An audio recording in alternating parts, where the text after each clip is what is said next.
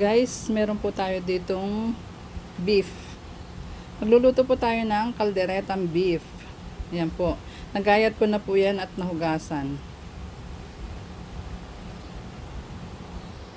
Yan, magigisa na po tayo ng bawang.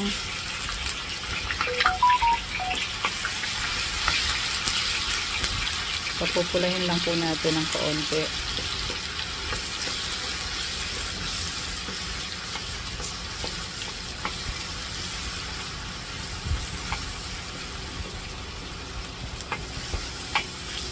Yan, halo-haloin lang po natin nang hindi masunog.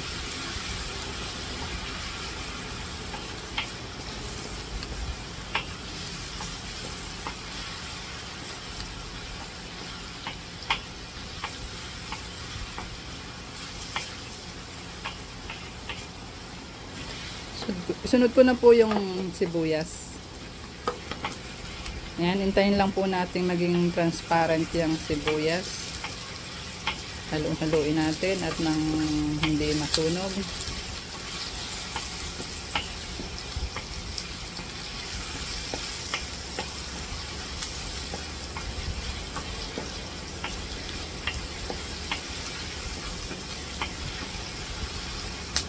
Yan.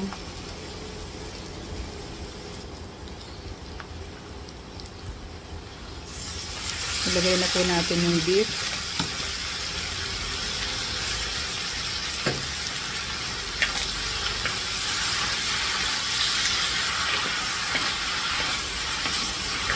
Yan, igisa lang po natin yung diyan at hintayin nating maiga yung kanyang sariling tubig. Yan, lagay natin paminta, laurel, saka lagyan po natin ng kaunting asin. Yan. Igisa lang po natin sa sarili niyang tubig para magmantika siya.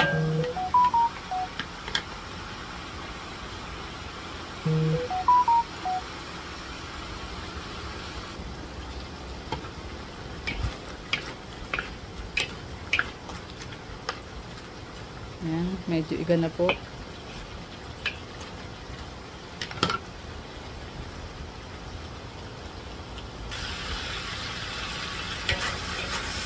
Yan, sa puntong yan parang okay na, nagmamantika na.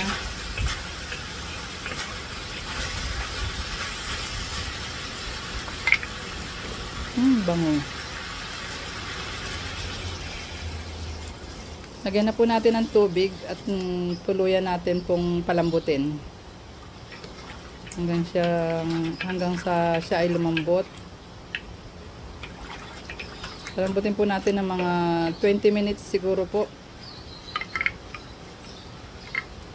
Takpan po lang natin.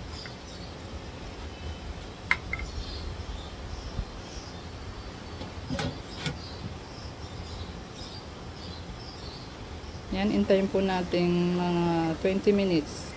Yan. Malambot na po. Pwede na po ilagay yung ketchup.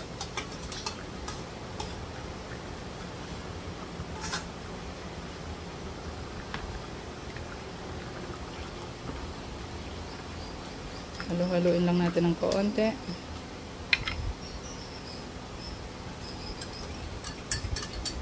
Isunod na po natin ang oyster sauce.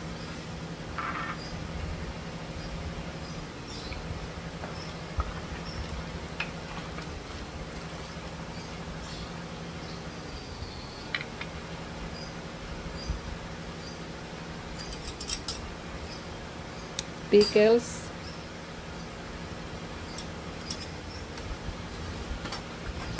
At saka po yung liver spread. Yan. Hayaan po lang natin kumulo at manlumasa yung kanyang mga sangkap.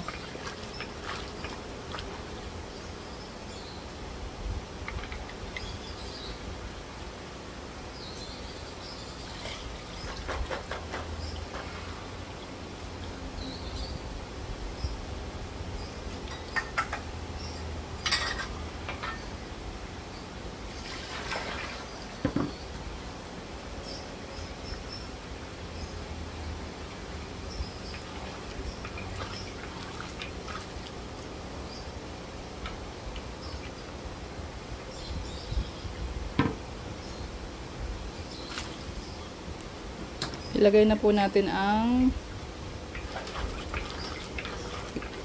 carrots at saka patatas. Yan, hayaan lang po nating lumambot. Takpan po natin.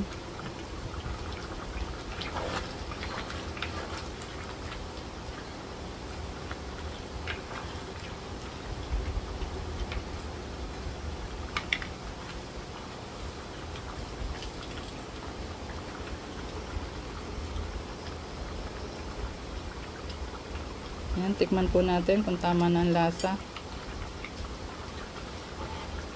Sarap. Tama po yung lasa. Takpan po ulit natin at nang lumambot ng todo yung patatas at saka carrots. Ayan po, sa puntong yan ay malapot na po yung sabaw niya. Lagay na po natin bell pepper. Yan, yung green at saka yung pula. Yan, pakuloyin lang po natin ng kaunti. Takpan po natin saglit.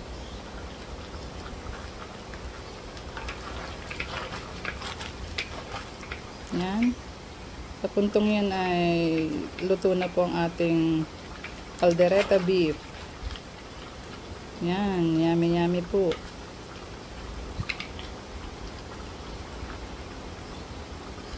Yan po, saglit na lang po.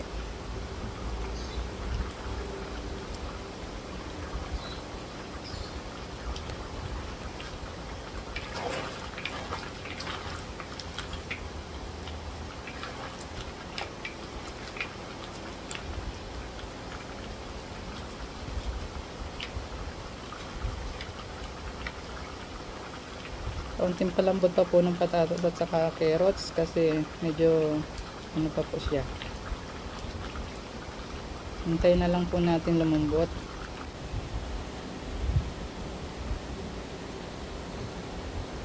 Wow! Sarap!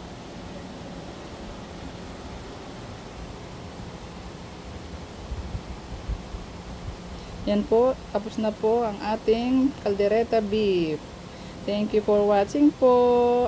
Paki-like and share na lang po at paki-subscribe na rin po at paki-pindot po ng bell po button para updated kayo sa aking mga upload. Thank you po.